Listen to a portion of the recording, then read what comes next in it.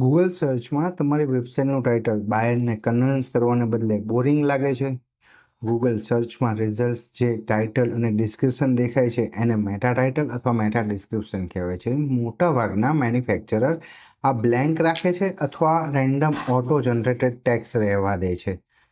બાયર Google પર search કરે ત્યારે 5 થી 6 રિઝલ્ટ્સ જુએ છે.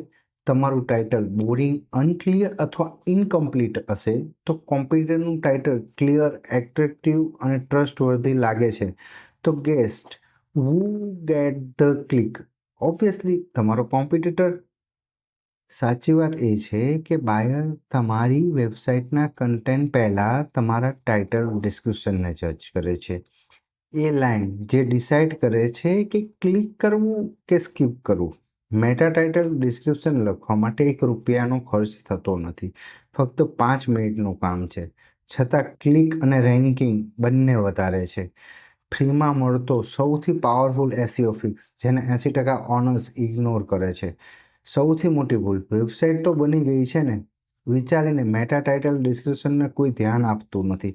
એટલે જ રેડી કસ્ટમર પણ કોમ્પ્યુટર પાસે જતો રહે છે. વધુ માહિતી માટે ફોલો કરતા રહો.